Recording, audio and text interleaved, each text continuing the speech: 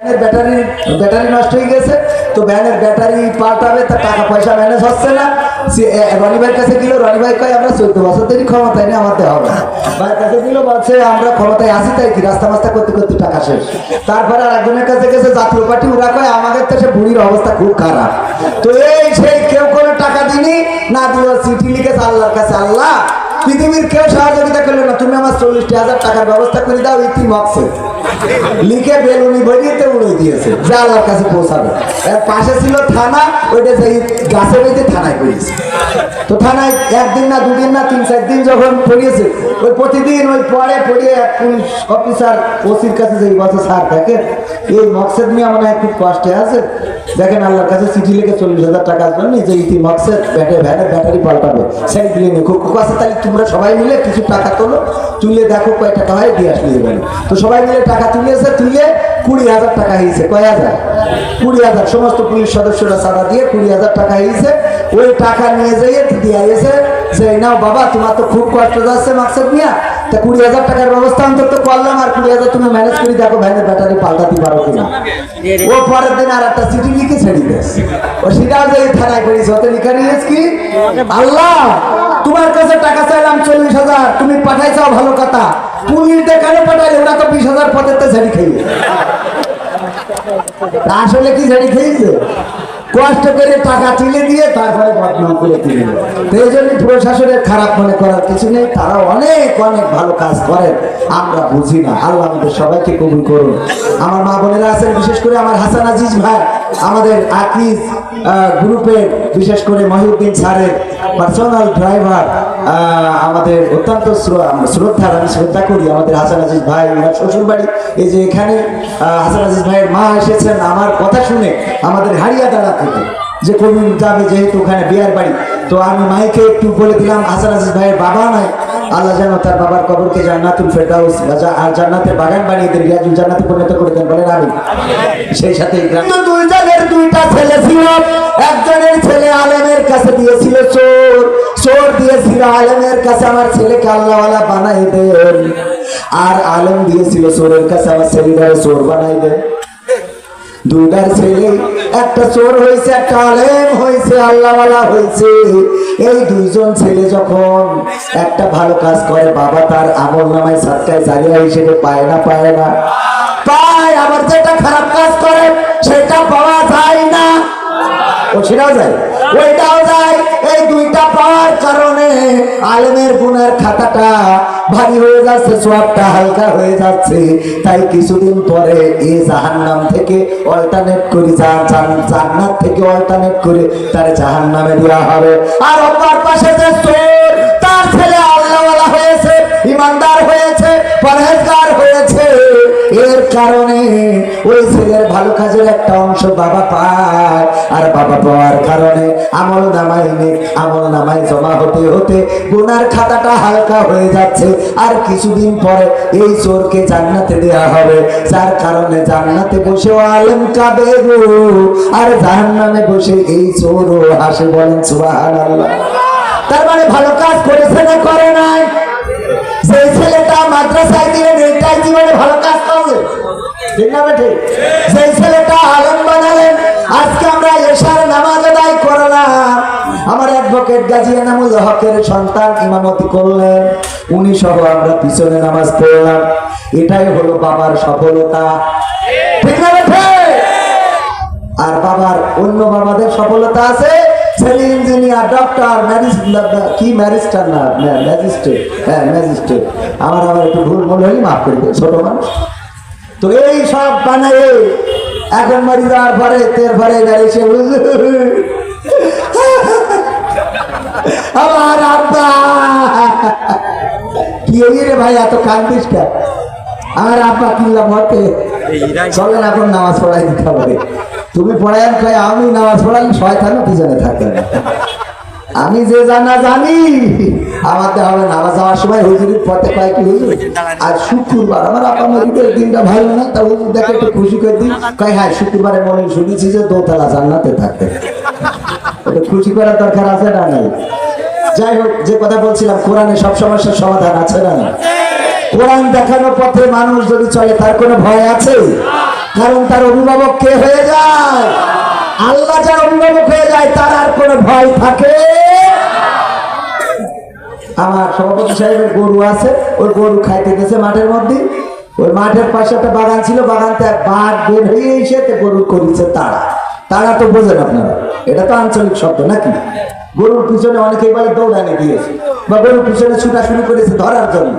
গরু দৌড়াইতে দৌড়াইতে গরু বুদ্ধি করে পাশে ছিল একটা নরম কাদাওয়ালা ক্ষেত, ওর মধ্যে গেছে ঝাঁপ দেওয়ার পরে ওখানে আটকে গেছে। বাঘও ওরে ধরার জন্য ঝাঁপতেছে, কিন্তু বাঘের লাভটা গতিটা বেশি থাকার কারণে গরু রেখে 3 হাত দূরে যেয়ে পড়েছে।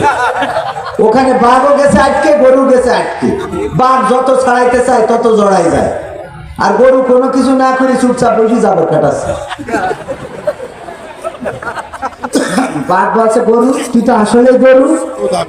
তো বলছে কে ভাই কি হয়ে ভাই, মানে গরু বলছে ভাই কি হয়ে ভাই রাখাচ্ছে কে? তো বলছে না তুই তো আসলে গরু। ভাই কি হয়ে খুলে কদিন তো বুঝতে পারছি না। বলছে দেখ তোরে যদি আমি ধরতাম তাহলে তোর খেয়ে আমি তো অন্তত বাঁচতাম, আবার তুই যদি দৌড়াইয়ে পালাইয়ে যাতিস তা তুইও বেঁচে যাতিস আমিও বেঁচে যেতাম। কিন্তু এমন একটা কাম করলি, তুইও কাদায় আটকানো আমিও আটকানো, তুইও মরবি আমিও মরবো। এই সময় কেমন করে জাবর কাটা সেইটা তো আমার মাথায় ধরে না। বলছে ভাই রে ওইটা যদি তুই বলতিস তা তুইও জাবর কাটাতিস। কারণ কি কয় দেখো আমার আজকের যে মাহফিলের সভাপতি সর্দার আব্দুর রশিদ, উনার গরু আমি, আমার মালিক উনি, আমার অভিভাবক উনি। মাহফিল শেষ করে যখন গোয়াল ঘরে আমার পাবে না তখন ছুটে আসবে কোথায় আছি খোঁজার জন্য। মাঠে খুঁজতে খুঁজতে টর্চ লাইট দিয়ে যখন আমারে পাবে কাদার মধ্যে আমার উদ্ধার করে নেবে। আর যখন দেখবে তোর জন্য আমার এই বিপদ হয়েছে, তোর এইখানে কবর দিয়ে তারপরে বাড়ি যাবে। তা যাবর আমি কাটাবো না, তা তুই কাটাবি। কথা কি বোঝা গেছে? আল্লাহকে যারা অভিভাবক মানতে পারে, কোরআনকে যারা সংবিধান মানতে পারে, আল্লাহ রাসূলকে যারা নেতা মানতে পারে, ওরা জেলে জেলেও জাবর কাটাইতে কোনো অসুবিধা নাই। ওরা ফাঁসির কাজটা ঝুলার আগেও মিষ্টি হাসি দেয়, ওরা জেলখানা থেকে হাসপাতালে যাওয়ার আগেও এমন হাসি দেয় যা গোটা বিশ্বে ছড়িয়ে থাকে। বলেন ঠিক আছে? কারণ অভিভাবককে ওরা জানে রিমান্ডে গেলেও আল্লাহ আছে, ওরা জানে জেলখানায় গেলেও আল্লাহ আছে, ওরা জানে খবরে গেলেও আল্লাহ আছে, ওরা জানে ফাঁসিতে ঝুললেও আল্লাহ আছে, ওরা জানে ক্ষমতায় গেলেও আল্লাহ আছে, ওরা জানে ক্ষমতা হারাইলেও কে আছে। আর অনেকে আছে ক্ষমতা হারাইলে তার আর কোনো চারা থাকে আমাদের কোনো চারা আছে? কোনো চারা নেই, ঠিক না বেঠে? আছে কোনো চারা? এই জন্য আমরা অভিভাবক হিসেবে চাইবো কাকে? এর বাইরে আমাদের কোনো অভিভাবক নেই। আমাদের ক্ষতি করবে মানুষেরা, আল্লাহর অনুমতি না থাকলে সে করতে পারবে।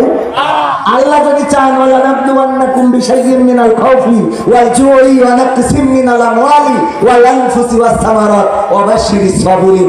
আল্লাহ ধৈর্যশীল হিসেবে যদি পরীক্ষা নিতে যাই, আমাদের বিপদ আপদ বালা মুসিবত রোগ ব্যাধি সন্তানাদি আয় উৎপাদন ব্যবসা বাণিজ্যে ক্ষতি করে আল্লাহ যদি পরীক্ষা নেয়, কোনো অসুবিধা আছে? কোনো অসুবিধা আছে? পরীক্ষা দেওয়ার জন্য আমরা প্রস্তুত আছি না নাই? আল্লাহর জন্য পরীক্ষা দেওয়ার জন্য প্রস্তুত আছি না নাই? 1952-তে বুকের তাজা রক্ত ঢেলে দিয়ে বাংলাদেশিরা প্রমাণ করেছিল আমরা রক্ত দিতে জানি, জীবন দিতে জানি, কিন্তু মায়ের ভাষার অধিকার ছেড়ে দিতে জানি না। ঠিক না বেটি? গতকাল 7ই মার্চ গেছে রেসকোর্সের ময়দানে বঙ্গবন্ধু ভাষণ দিয়ে বলেছিলেন তোমাদের যা কিছু আছে তাই নিয়ে শত্রুর মোকাবেলায় প্রস্তুত থাকো। মনে রেখো এবারের সংগ্রাম স্বাধীনতার সংগ্রাম, এবারের সংগ্রাম মুক্তির সংগ্রাম।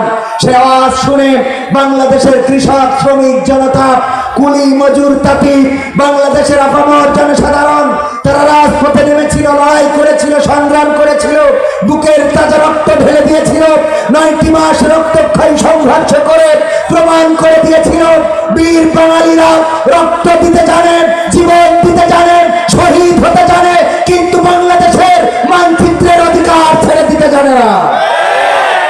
সেই বীর বাঙালিকে আরেকবার জাগতে হবে, সেই জাগ্রত হতে হবে কোরআনের জন্য, কোরআনের পক্ষে থেকে লড়াই করতে হবে, সংগ্রাম করতে হবে। আল্লাহর জমিনে আল্লাহর দ্বীন কায়েম করার জন্য যদি আন্দোলনের ডাক আসে, কোরআন বুকে নিয়ে রাজপথে থেকে বাতিলের সামনে যদি বুক পেতে দিতে হয়, বাতিলের বুলেট যদি বক্ষ ভেদ করে চলে যায়, বুকের তাজা রক্ত ফেলে দেব, রক্তের সাগরে সাঁতার কেটে কেটে একটি রক্তাক্ত বিপ্লবী কালেমার পতাকা বাংলার জমিনে উড়াতে প্রস্তুত করা কারা দুটি হাত দেখতে চাও।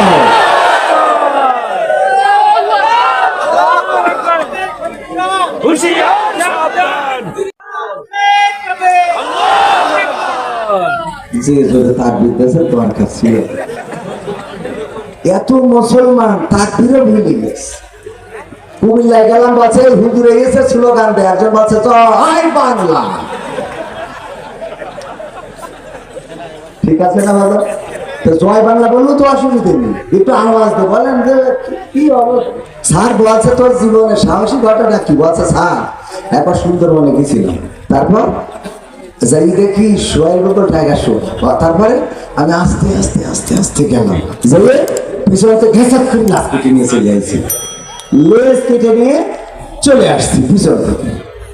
স্যার বলছে এই তোমার সাহসী ঘটনা? বলছে আপনি কি মনে করেন রয়্যাল বেঙ্গল টাইগার সুন্দরবনে যে লেজ কেটে আনা সাইকেল কথা, এই যুবকের কথা কয় না, ঠিক না বেটা? তা বলছে মাথা বাদ দিয়ে লেজ কাটলি কার? বলছে মাথায় এক সপ্তাহ আগে কিনা কেটে নিয়ে গেছে, মাথায় এক সপ্তাহ আগে কিনা কেটে নিয়ে গেছে, তাই আস্তে আস্তে সেই ল্যাস কেটেছে। আর যদি মাথাটা থাকতো তা তো বাড়ি আসলে বউ করতে নুই পানে ফিরতে মা বোনেরা আছে পর্দার অন্তরালে। আর 3 মিনিট সময়, 3 মিনিটের মধ্যে মা বোনদের একটু কথা বলার দরকার আছে না নাই? আল্লাহর নবী মেরাজ থেকে এসে বললেন, ওগো মহিলারা তোমরা বেশি করে সাদাকা করো, দান করো, কারণ আমি দেখেছি অধিকাংশ নারীরাই জাহান্নামে। আল্লাহ রাসূলকে জিজ্ঞাসা করা হলো কেন জাহান্নামে? আল্লাহ রাসূল বললেন অনেক কারণ, তার মধ্যে 2টা বেশি কারণ। কয়টা? 2টা কারণে নারীরা জাহান্নামে। 1 নম্বর কারণ হলো তারা স্বামীর প্রতি অকৃতজ্ঞ থাকে। কি থাকে? এই জায়গায় পরিচয় এমন কেউ আছে? হাত তোলেন দিন, একজন তার সাহস করে হাত তুলে, মানে খুব অতিষ্ঠ মনে আছে জীবনের পরে। আল্লাহ মাফ করো, স্বামী যাই করে ওর ভালো লাগে না, স্বামী যেটা করে পছন্দ হয় না, স্বামী যে ঘরটা করেছে ডিজাইন ভালো না, স্বামী যে রংটা করেছে কালার ভালো না, স্বামী যে থ্রিপিসটা কিনেছে সুতো ভালো না, স্বামী যে শাড়িটা কিনেছে তার ডিজাইন ভালো না, যাই করে আর ওর পছন্দ হয় কি কবির বিন সামাদ যেটা করেছে ওর বলবেন ওটা খুব ভালো লাগে। দেখো দিন কবির বিন সামাদের বউ কত সুন্দর শাড়ি পরে, দেখো দিন কবির বিন সামাদের ঘরটা কত সুন্দর রং, তুমি যা করো তাকিয়ে দেখা যায় আমার আব্বা যে কার সাথে বিয়ে দিয়েছে। আছে না না? স্বামীর কোনো কিছু পছন্দ হয় না, আর পরেরটা সব পছন্দ হয়। মাকসাদেরটা পছন্দ হয়, আবুলিরটা পছন্দ হয়, ওর মুরাদেরটা পছন্দ হয়, আর বাড়ির স্বামীরটা পছন্দ। তো আমার আশফাকুজ্জামান রনি ভাই বুদ্ধি করে করিয়েছ কি, যশোরের একটা অনেক দামি শাড়ি কিনেছে, অন্তত তাও 7-8 হাজার, ওনার তো টাকার অভাব নেই, 7-8 হাজার টাকারও বেশি হবে মনে হয়। তো শাড়ি কিনে নিয়ে আসে ডাইনিং টেবিলের পরে রেখে বলছে স্ত্রী খাতি দাও, তো স্ত্রী খাতি দিয়েছে। এখন স্ত্রী খালি 800 কি ওই শাড়ির দিকে তাকাচ্ছে যে শাড়িটা কার, শাড়িটা কার, হ্যাঁ, কিন্তু সাহস পাচ্ছে না জিজ্ঞেস করার। এক ফাঁকে জিজ্ঞেস করে বসলো যে শাড়ি কার, তা বলছে শাড়ি ওইটা কিনেছে কবির বিন সামাদের বোঝ জন্য আমার কাছে পাঠাই দিয়েছে যে একটু পয়সা দিতে বলেছে। হ্যাঁ বুঝলেন তো, শাড়িটা কিনেছে কবির বিন সামাদের বোঝ জন্য আমার কাছে পাঠাইছে পয়সা দেওয়ার জন্য, তাই আমি নিয়ে আসছি। তা বলছে দেখো দিন শাড়িটার কালার কত সুন্দর, সুতোটা কত সুন্দর, রংটা কত সুন্দর, আর তুমি যা খেলো তা কি পরা যায়? আমি মিলে তোমার ঘর সংসার করছি, অন্য কোনো মেয়ে হলি এতদিন তোমার তালাক দিয়ে আওয়ামী লীগের সাথে পারবে। দেখো এই যখন বলিয়েছে তা বলছে এখন কি করবো, কিনেছে তোমার কি খুব পছন্দ হয়েছে? তা বলছে খুব পছন্দ। বলছে তাহলে তুমি ওইটা নাও, তুমি নাও এই শাড়িটা, তোমার যদি পছন্দ হয় নাও। কবির ভাই ও আমার বেশি কিছু করতে পারবে না, কারণ ও তো আর অন্তত আওয়ামী লীগ করে না যে আমার এনে ধরে কাটি করলে ও অত পারবে না, তা ওর অসুবিধা নেই, তুমি নাও। তাই বলার পরে এখন শাড়িটা নিয়ে বোন খুব খুশি, আল্লাহ জীবনে একটা ভালো একটা শাড়ি পাইছি। শোয়ার সময় রনি ভাই জিজ্ঞেস করতেছে, এই শাড়ি কি সত্যি তোমার পছন্দ? বলছে আজকে মনের মতো একটা জিনিস পাইছি। তুমি যা কেন তা তো পড়া যায় না, তোমার তো নজর পছন্দ ভালো না। তোমার পছন্দ ভালো হলে তুমি বিএনপি করতে, তোমার তো চয়েস ভালো না, পছন্দ ভালো না। এই সব যা মনে চাই কইছে কোয়ার পরে বসে স্ত্রীকেও জানি আজকের রাতি আজরাইল আসলে চলে যাওয়া লাগতে পারে, আল্লাহ না করুক তোমারও চলে যাওয়া লাগতে পারে। মনের কথাটা বলা হবে না। সত্যি কথা বলতে কি, এই শাড়িটা আমি তোমার জন্য নিজে চয়েস করি যশোরের দয়াটানার মোড়ের এইচএম রোড থেকে খুব সুন্দর করে কিনে নিয়ে আসি। তোমার কত ভালোবাসি তুমি বোঝো তাহলে। তা বলছে তুমি কিনে চাও সত্যি? তা বলছে হ্যাঁ। তা বলছে তাহলে রং থাকবে না। তাহলে এদের কি খুশি করা সম্ভব? কোনোভাবে সম্ভব? এই হলো 1 নম্বর কারণ। কয় নম্বর কারণ? 2 নম্বর কারণ, আগামী বছর এসে বলবো